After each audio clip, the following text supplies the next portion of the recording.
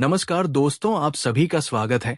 आज के इस वीडियो में आज हम बात करेंगे कि आपका संबंध किस किस स्त्री से है और किसी भी स्त्री से संबंध कैसे बनाएं।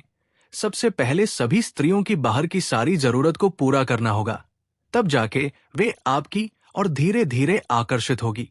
जब उनको आप पर पूरा भरोसा हो जाएगा, तब तक आपको उससे मिलजुल कर रहना है। जब आपका संबंध काफी गहरा हो जाएगा, तब वो अपने अंदर की सारी बातें बताएगी। जब तक महिला सामने से आपको इशारा ना दे और आपके प्रति वो लगाव ना दिखाए, तो उसकी मैरिज लाइफ में घुसकर उसकी मैरिज लाइफ को बिगाड़ने की कोशिश ना करे, वरना वो आपकी शिकायत अपने पति से भी कर सकती है। अगर कोई महिला आपके साथ संबंध बनाने को तैयार है, तभी आपको अपना कदम उसकी तरफ बढ़ना चाहिए। साथ ही किसी भी शादीशुदा औरत से संबंध बनाने से पहले अच्छी तरह सोच विचार करें और ध्यान रखें कि क्या आपके संबंध के बारे में अन्य लोगों को पता चलेगा तो उस मुश्किल को आप हैंडल कर सकते हैं या नहीं। अगर आप कर सकते हैं तो ही आपको उसके साथ संबंध बनाना चाहिए।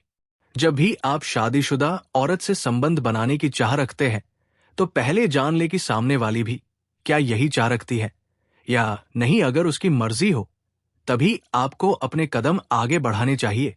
किसी भी महिला के साथ जबरदस्ती नहीं करनी चाहिए, वरना आपका बहुत बुरा हाल भी हो सकता है। दोस्तों, वैसे तो हम आपको बता दें कि आजकल हर किसी लड़के का ये सपना होता है कि वह किसी शादीशुदा औरत को पटाए और उसके साथ इश्क लड़ाए, और आजकल ये सब बहुत ही अधिक चल रहा है। इसके बारे में आपको पता होना चाहिए। इसका बहुत बड़ा कारण आपका इंटरनेट है, जिसके अंदर आपको कुछ भी परोस दिया जाता है और उसके बाद इंसान की मानसिकता ही वही हो जाती है। यदि आप इंटरनेट पर देखोगे तो आपको पता चलेगा कि लड़का भाभी से प्यार कर बैठा और दोनों के अंदर पहले गहरी दोस्ती हुई, फिर प्यार के अंदर बदल गई। असल में हम और तेजी से व्यभिचारी होते जा रहे हैं। पहले तक मैं भी आपके जैसी ही सोच का था, लेकिन उसके बाद मैंने खुद के अंदर काफी कुछ सुधार किया और अब मैं इन सब चीजों से अलग हो गया। तो इस लेख के अंदर है औरत को पटाने के तरीके के बारे में बताने वाले हैं। लेकिन हम किसी भी तरह से अधर्म का समर्थन नहीं करते हैं। किसी शादीशुदा औरत के साथ संबंध को बनाना पाप माना गया है, तो हम इसका समर्थन नहीं करते हैं। और इस लेख का मकसद सिर्फ इतना है कि आपको जानकारी मिल जाए। जब आप एक शादीशुदा औरत से संबंध बनाते हैं, तो इसको अवैध संबंध के नाम से जाना जाता है। भारत के लोग भी धीरे धीरे विदेशी संस्कृति के अंदर प्रवेश होते जा रहे हैं। आप इस बात को समझ सकते हैं और यही आपके लिए सही होगा। इसके बारे में आपको पता होना चाहिए। और यदि आप भी किसी औरत को पटाना चाहते हैं, तो इसके लिए हम आपको कुछ टिप्स आपको बताने वाले हैं। लेकिन आपको ये सब सावधानी से करना होगा, क्योंकि किसी औरत को यदि आप एक बार पटा लेते हैं, तो इसके चक्कर में आपको जेल तक जाना हो सकता है और आप बहुत ही बड़ी समस्या के अंदर फंस सकते हैं। इसलिए आप जो कुछ करते हैं, सब कुछ आपको सोच और समझ कर ही करना होगा, वरना आपकी हालत काफी खराब हो सकती है। आपको इसके बारे में पता होना चाहिए और आप इस बात को अच्छी तरह से समझ सकते हैं।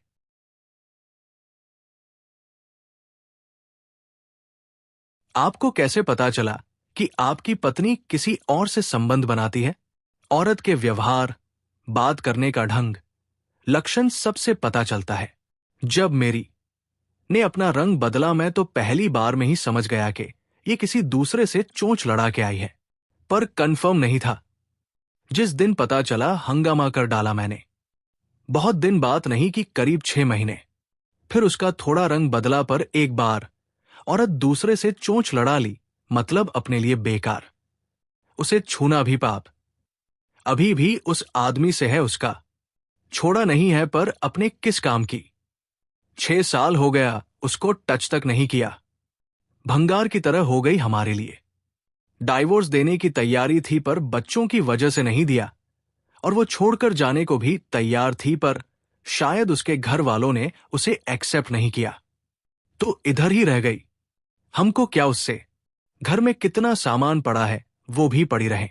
हमको उससे कोई लेना देना नहीं, फिर भी अब थोड़ा कंट्रोल किया है, पर जानता हूं एक बार प्यार हो गया वो छूटता नहीं, उसका भी नहीं छूटेगा। से दूर हो रहा है, लेकिन मई के बाद से राहु का प्रभाव शुरू हो जाएगा। आतः समस्याएं तुलनात्मक रूप से काफी हद तक काम हो जाएगी, लेकिन छोटे मोटे व्यवधान अब भी रह सकते हैं, विशेषकर आर्थिक और पारिवारिक मामलों में। अतः इन मामलों में सचेत रहना समझदारी का काम होगा। मई मध्य से पहले का समय प्रेम प्रसंग के लिए अनुकूल रहेगा। विवाह और वैवाहिक जीवन से संबंधित मामलों के लिए भी अनुकूलता दे सकेगा, लेकिन मई मध्य के बाद इन मामलों के लिए समय कम सपोर्ट कर पाएगा। विद्यार्थियों के लिए सामान्य तौर पर पूरा वर्ष ही किसी न किसी तरह से मददगार बनता रहेगा। आप रुके हुए कामों को गति दे सकेंगे, यात्राओं के माध्यम से भी लाभ प्राप्त कर सकेंगे। वहीं मई के बाद राहु का प्रथम भाव में गोचर इसी तरह की परेशानियां फिर से दे सकता है। हालांकि परेशानियों का स्वरूप छोटा और कमजोर रह सकता है, अर्थात पहले की तुलना में परेशानियां कम होगी, लेकिन पूरी तरह से दूर नहीं हो पाएंगे। अतः अपने स्वास्थ्य का ख्याल रखते हुए अपनी वास्तविक ऊर्जा के अनुरूप कार्य व्यवहार करना समझदारी का काम होगा। इससे आपका स्वास्थ्य भी अनुकूल बना रहेगा और आपके काम भी धीरे धीरे करके पूरे होने लग जाएंगे। इस वर्ष माता के स्वास्थ्य पर ध्यान देना बहुत जरूरी रहेगा।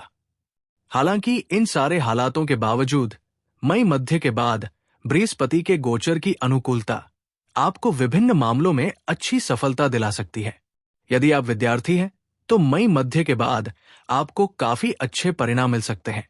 प्रेम संबंध के लिए भी गुरु का ये गोचर अनुकूल परिणाम देना चाहेगा।